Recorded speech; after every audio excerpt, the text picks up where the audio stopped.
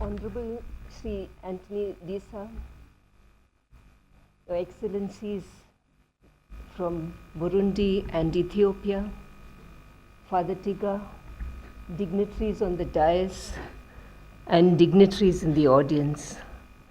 When Father Tiga gave this list of people who are sitting here in the audience, I really felt a little intimidated and wondered whether I was the person who should be speaking at this function in such an academic setting.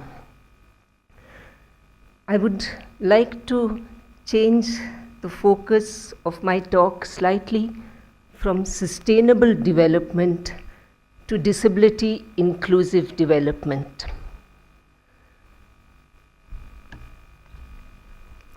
I will briefly mention what is inclusion and inclusive development, what is the need for disability inclusion, and how this can take place through community-based rehabilitation. It is easy for any of us in a particular sector to use jargon with which we are familiar and which perhaps means less or means something different to people outside the particular sector. I know that in the development sector, if I talk about inclusive development, it means something. It may mean something slightly different to people from a corporate or indeed from a diplomatic background. I would like to start by relating it to our own lived experience of inclusion or exclusion. Even attending a meeting like this, very often what makes the meeting for us is not the quality of the speakers or even the quality of the food. It is whether we know somebody at this meeting to whom we can talk to. And if we don't know someone or don't feel part of the group, we feel excluded. This is not to put our small experiences of inclusion or exclusion on par with that of people with disability, but to relate it to our own lived experience. These are children who were identified in Madhya Pradesh during a community-based rehabilitation program as children with disability. I apologize for the quality of the photos. When we saw them, they were all in school uniform, and so we were very pleased that they were already included in schools. When we went to the school, it was even better. The teacher was himself a person with disability. This really seemed to demonstrate inclusion in practice. When we talked to the teacher of the 8 children with disabilities, hearing impairment, intellectual disability, visual impairment, he was actually aware only of this one girl, the girl on the right with ocular cutaneous albinism, who had an obvious disability. He did not even know that these other children had disability. He thought they were slow learners or not interested, and they had been labeled and were likely to drop out of school. Is this inclusion or is this exclusion? This is what a person with disability faces at every step of their life. They are unwanted sometimes within their own families, within the school situation, within the communities, and at workplaces. I find that stories sometimes illustrate things much better than a lot of words. Murmur is a girl from Jharkhand. She has something called limb girdle muscular dystrophy, which means she cannot move at all unassisted. She lives in a remote tribal village. There is no toilet in her house or indeed in the village. Because her only support is a very frail elderly mother and you cannot call it a support, an unsupportive sister-in-law. Because of the difficulties of actually going to the toilet, Murmur was restricting her own food and drink. She would eat only once in 2 or 3 days so that she did not need to go to the toilet more than once a week. This is the condition of exclusion in our country. To this audience, I really don't need to explain that growth is not the same as development. Amartya Sen is the person who brought the issues of well-being and freedom and justice into the discussions on development, on the improvement of quality of life and living standards. The Honorable Minister Jairam Ramesh has written about the howl at the end of the flyover. Our country built, our GDP is increasing, our economy is growing, we see this burst of construction, but the people who build that construction are excluded from development. Sustainable development, of course, goes one step further. It thinks not just about development for this generation, but for the generations to come. We had a meeting with, again, the National Rural Livelihood Mission, and we were talking about inclusion of people with disabilities in that. And the question put to us was, there are so many marginalized groups. There are the backward classes, there are scheduled tribes, there are manual scavengers, there are women. So why do you want to focus, or why should we focus on disability? Inclusive development, according to the Asian Development Bank, is growth coupled with equal opportunities. And it is development which includes the most marginalized. It is to provide a level playing field for those who have been discriminated against all their lives. And not just their lives, but for centuries. So why disability inclusion? We would like to bring to your attention that people with disabilities are the most marginalized among the marginalized. There is immense stigma in this country associated with disability. If there is a person with disability in the family, nobody wants to marry into that family. People with disabilities are often hidden. This is why even we have recently new census statistics from the census 2011, which gives an estimate of 2.68 crore people with disabilities in India. This works out to 2.4%. This is higher than the 2001 census of 2.1%. But the World Bank and World Health Organization's World Report on Disability 2 years ago gives a figure of 15%. Why is there this difference between 2% and 15%? It is because disability is hidden, disability is stigmatized, and disability is an economic burden on any family. Where people are poor, there is more disability because of lack of health care, lack of education opportunities, and where there is disability, poverty increases. This is what we call the vicious cycle of poverty and disability.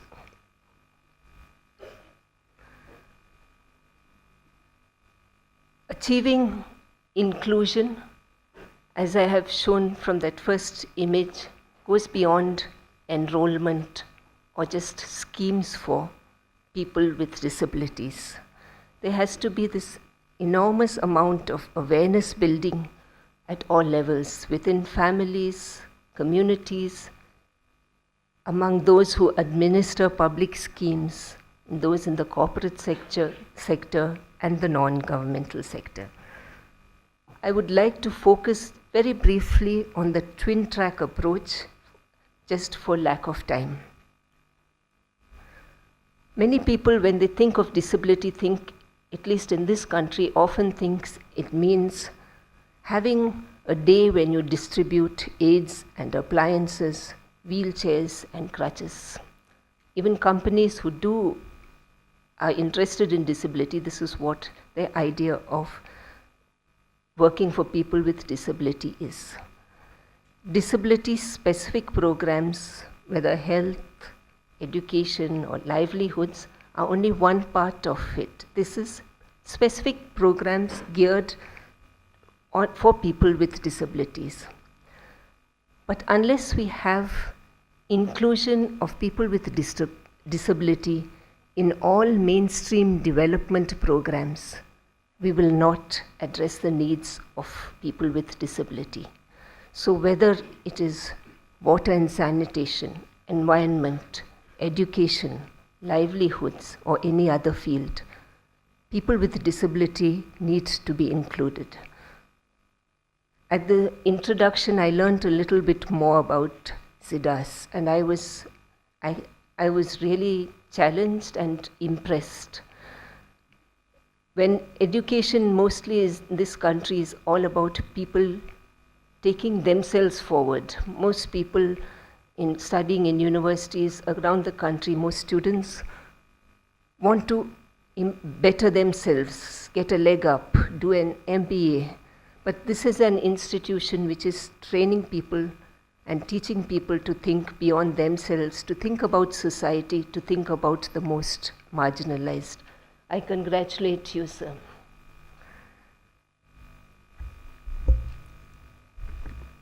So how do we include people in societies? Community-based rehabilitation has been proposed by the World Health Organization as a means of including people with disabilities in society. It is a very practical strategy to meet basic needs, reduce poverty, and create access to education and livelihoods, along with the participation and empowerment of people with disabilities. If you see this matrix, it looks fairly formidable. There are 5 columns with 5 boxes on each, 25 things. If you go to any company and say you need to address 25 boxes to do CBR, I can guarantee that nobody will do CBR. Even for any development organization, it is formidable. What we say is, these are the components which are needed for rehabilitation: the health, education, livelihood, social and empowerment. And these need to be addressed by each and every organization working in it in their particular fields. If you are in education, can you support and include children, young adults, older adults with disabilities in those education programs? If you are working for livelihoods, how can people with disabilities be included in those livelihood programs? CBM has produced a guide called Inclusion Made Easy, which can be downloaded from our website if anyone is interested. CBM is an international Christian disability and development organization. In India, we are registered as a liaison office of the under the Reserve Bank of India, and also as CBM India Trust, and we work for an inclusive world. I will end with another story of Nivya. Nivya lives in a coastal community near Kanyakumari. She had recurrent seizures and learning disabilities and dropped out of school. This was when the tsunami struck. Nivya suffered a near drowning experience, and her family lost all their property, all their belongings. Though there was no loss of life, it took them a long time to slowly pick themselves up, and She was left severely traumatized by the experience. Her behavior changed. She began to harm herself, and even walking into the sea trying to drown herself. The CBR program first was dealing with medication and tried to give her more medication. It didn't really help. And then the appointment of a counselor who spent a lot of time with Nivya and her family, talking to her and helping her, a child with mental disability, to understand what had happened to her and was not going to happen again. And now Nivya is actually back in school and learning vocational trades so that she can be independent and contribute to her family. People with mental illness and mental disability are among the most difficult to rehabilitate in community-based rehabilitation. They need long and complex interventions. What happened to Murmur? Murmur became part of a self-help group, and she too began to feel that there was a place in this world for her, that she could contribute something. She is in fact the leader of her self-help group and goes and speaks to government authorities asking for assistance for people with disabilities in that area. There is now support to build an accessible toilet for her so that she has an impetus to at least eat like a normal human being can eat. Nelson Mandela, who passed away recently, was a giant who practiced another type of inclusion.